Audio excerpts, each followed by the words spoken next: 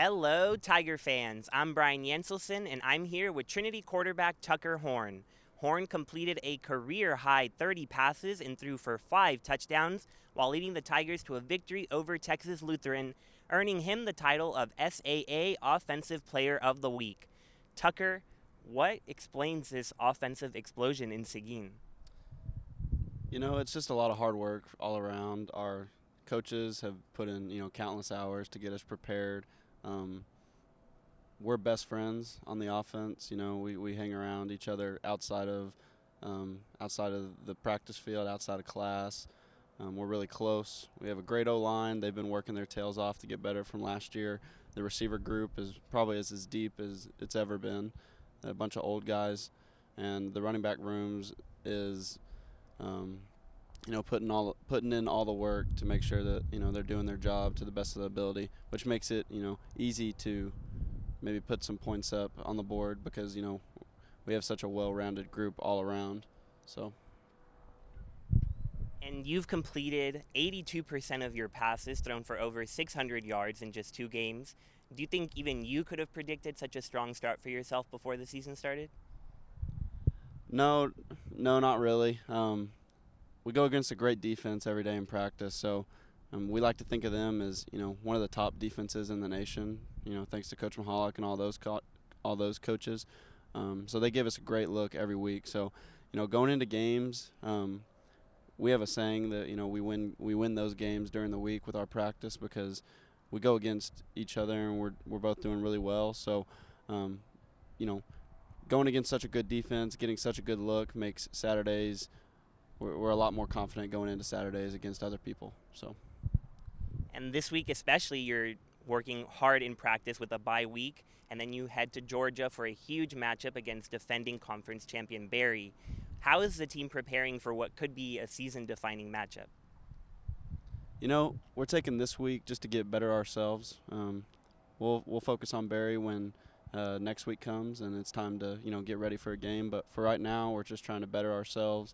Offense against defense together, we're getting better. They're giving us a great look. We're trying to give them as a best look that we can. And then next week, we'll keep our head down. I don't think that we're gonna have to motivate guys. I think that everybody knows what the game is for. But we're also looking at it as just another opponent. We're not looking at names. It's hard to keep that out of the mind because we know how much it means, but at the same time we're trying to go into it just like we would any other game. And whether it's against Barry or just any game, when you're preparing and you're in the locker room, what music are you listening to get you ready to go?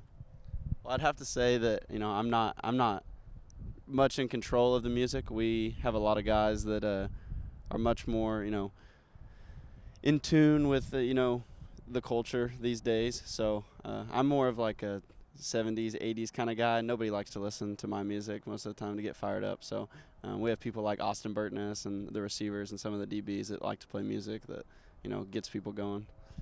But if you did have the choice of maybe one person or one song, what would you choose? A lot of guys like the new Drake album, the CLB. We listen to that all the time, Certified Lover Boy. They're playing it in the locker room, at practice, and in between. Whenever you can, find time to play music, that's what they're playing. And how about after a game, which San Antonio staple are you choosing to eat, barbecue or Mexican food? A lot of us love the Mexican food. A lot of us go down to, either Mi Tierra, Paloma Blanca up there, Las Palapas. I mean, we're going probably to get Mexican food after games, after practices, things like that. And what has it been like to have your brother on the team now this year? Man, that's just something that's so cool. It's something that, when he was in high school, a junior growing up, it's something that I dreamed about. But, actually having it happen, it coming to fruition is unlike anything else I've experienced. In high school, he was such a youngster when I got to play with him a little bit. But now that he's all grown up, he has his own values, has a foundation for his life. And it's been awesome to see him come to practice every day. I know that he's putting in an immense amount of work. He's getting better. with the development squad, and I think he's really enjoying it. It's awesome to see him out here every day. What were those conversations like? Did you have to do a lot of convincing to get him to come to Trinity, or did he have that set on his mind for a while? No, I try to stay out of it. I mean, it's his life. It's he needs to make his own choices, and I think that something that's really attractive here is the coaches.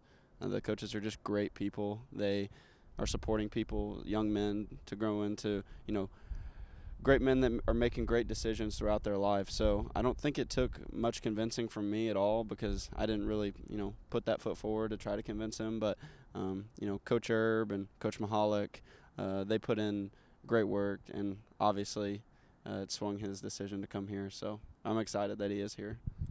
And if you two happen to switch positions, would you be a better defensive back, or would he be a better quarterback? I'll probably get a lot of slack for saying this, but he knows who's the more athletic one. It's kind of an unspoken truth that I'm faster, quicker, stronger, things like that. So it doesn't have to be said, but I'll go ahead and say it anyways. Well, I think Tiger fans would be happy to keep you at quarterback just the way you've been performing. Thank you so much for joining us, and congratulations again on winning SAA Offensive Player of the Week.